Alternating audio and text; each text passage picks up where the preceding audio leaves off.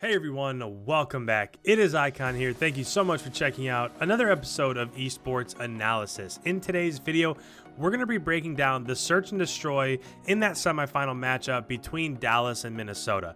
Now, a lot of people were asking about some search matches because most of the time we don't get to break down search, right? Because when you're playing scrims, you go through all the hard points, you go through all the DOMs, but nobody wants to reveal their search strats. So in this video, I just want to take you through like the last 3 or 4 rounds of that matchup. It was search and destroy on Piccadilly, and I really want to point out what Dallas does really well. Even though this is the only thing that they did well in this semifinals matchup, I do want to point it out because I want you guys to be aware of what's going on in search and destroy and why one team is regularly beating another team. So with that, let's go ahead and hop into this analysis. One thing that I will say is that I'm not doing the whole thing because it's 7 rounds and that would be, I don't know, it'd be a little boring. But one thing that I want you to notice right off the rip here is the aggression from Dallas. And when you watch the defensive rounds from Dallas, I just want you to realize and kind of pay attention to where the map positioning is taking place.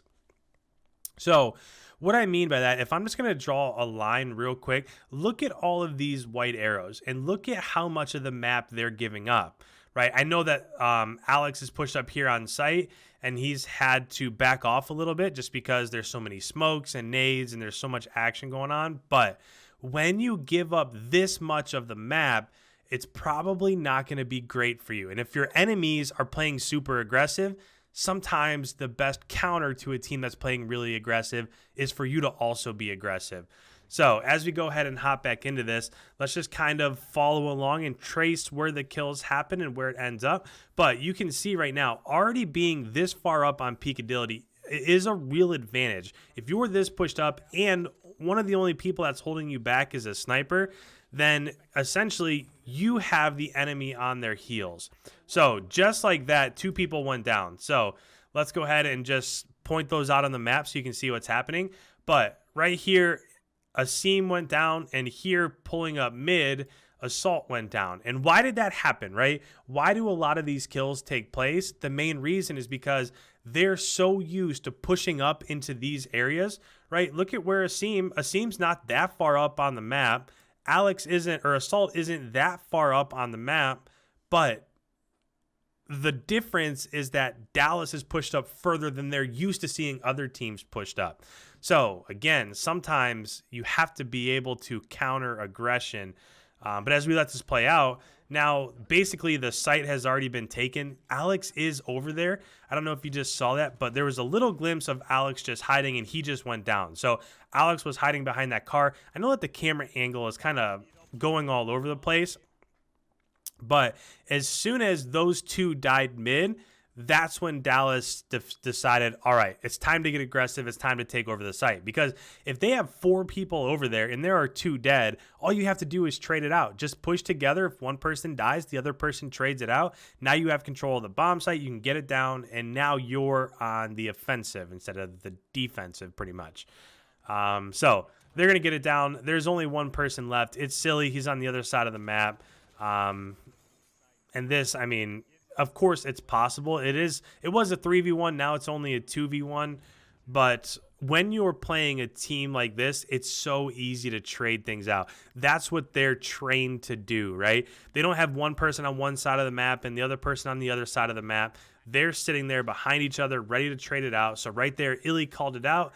And this is actually kind of tricky. So this I don't love. So a lot of times, again, you want to be in areas where if one person dies, the other person can trade it out no matter what. And that's not what is happening here. So not only does Silly win that gun battle against Shotzi over there right off of the right side of the bomb, but now Illy's in no man's land, right? Because Silly knows, it's weird to say, Silly knows where Illy is. So this, and there's 20 seconds left, so it's not like he can just wait it out and play the bomb. So this is pretty close to a 50-50 gun battle. He ends up pushing out, and he doesn't get the kill.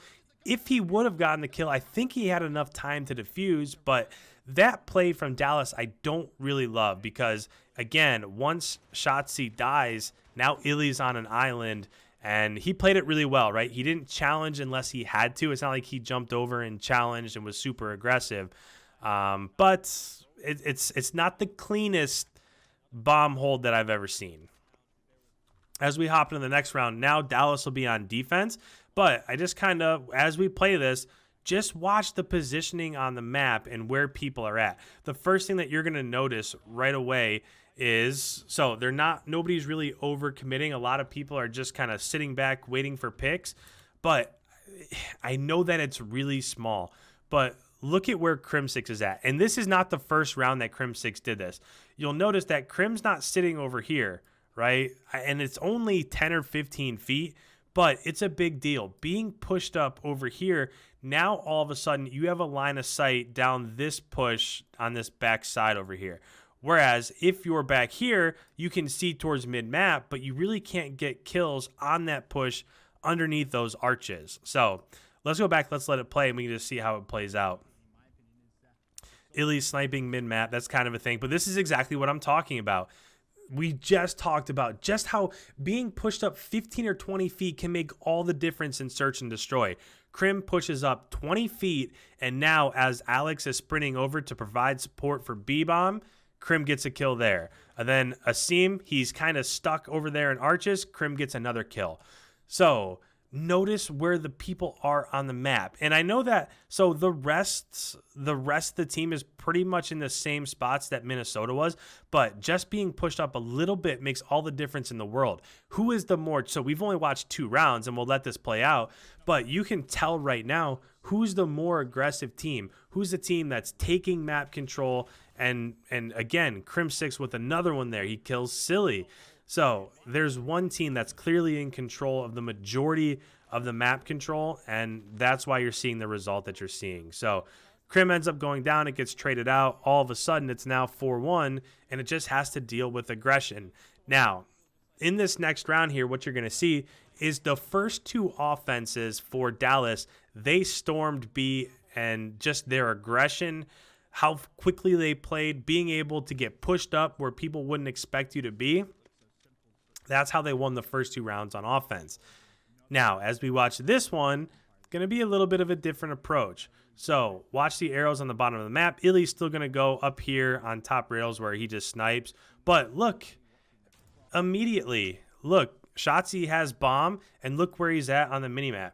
He's already pushed up. He's about to plant already. And if you're watching Minnesota, a lot of these arrows aren't even really set up. The counter snipe, there's nobody even over here in this top window here, right? They're not even pushed up that far. So we'll just let this play out. But again, which team is being more aggressive? Sometimes you have to be the team that can counter. I know we've been saying it a lot, but it just matters so much. Illy gets a snipe, Clay gets a pick. Right now it's a 3v3, but they've already got bombed down. They know exactly where it's at. So now it's just playing smart, right? You don't have to rush in. Hugh right there got a really nice kill. That was a little bit of an aggressive challenge. I'm not sure that I love that a challenge there from Hugh. Let me go back I think it'll happen in the last 5 seconds. But as we go back, this challenge, he doesn't have, so it was right before here, but he doesn't have to come out and challenge because he has teammates behind him that can just peek bomb. So if I'm Hugh, I'm probably just watching the push. So he's down here, 0. I'm probably just centered here, watching the push to my right, watching the push to my left, and I'm just playing. I'm just getting information from my teammates, saying when somebody's going towards bomb. But again, this is what makes them, part of what makes them so difficult to counter is that they are so aggressive. Before you know it, it was a 3v3. Hugh gets a kill. He gets traded out. The other 2 pick up kills. Here you see Crim6 pushing forward. Kills got a Rex, gets Silly behind him. And who would expect Crim to be pushed up towards mid buses, right? It's really fast. And before you know it, it was 2-1. Now it's 5-1. And all we've seen is just flat out aggression. So we'll go back. This is going to end up being the last round. And you're going to see that Minnesota essentially tries to counter and do the same exact thing that Dallas just did. But we'll see. And that's exactly what it is. So you might have missed this. You might be looking at the players. So if you're looking at the line of players here from Dallas, and you might be saying, well, they're basically in the same positions, but one thing that's different is that they coordinated their nades, their stuns, and it's not just one person throwing a nade and then, oh, I got a hit marker. You're going to see 2, 3, 4 different nades and stuns, everything going off at once. So let's go back. Let's play this again. Let's just go back, I don't know, 10 seconds. And as the seam runs up, this is where you're going to hear it come in. Watch, listen. I just realized that the audio is really low, but I just heard 5 explosions right there. 1, 2, 3, 4, 5. 3 nades and 2 stuns. So what that does is it not only gives them an advantage, now they're in a 5-4 advantage, but it also gives them intel, right? It lets them know exactly where they're going. If they threw all those nades and they got nothing, no hit markers, no stun hit markers, nothing, well, then it's probably not an A push, right? So as this plays out, now they're repositioning. You can see the difference. Look at the arrows now. So if you're just looking at the lines of sight, the person that's up here, this is Clayster, okay? That's kind of normal, right? There's always somebody up here. But look at the rest of them. Illy's looking mid. Shotzi's looking mid. Huke is looking mid. Krim is looking mid. So the only reason why that's happening is because they got that kill and they got that information from their nades. So it's not even necessarily a strategy. It's just, hey, I realize somebody's there. But Clayster gets 3 from up top. Let's go back and watch those because, again, it didn't really show up on screen. But Clayster just got 2. One's underneath him here at Scaffold. He jumps down. He gets the 3rd. And now it's a 4v1. And there's only one person left. GodRx has a sniper rifle. And at this point in time, I mean, you realize that it's essentially over. They did get bombed down. But as they were getting bombed down, that's when the kills from Clay came in. And that's going to be all she wrote for this search and destroy.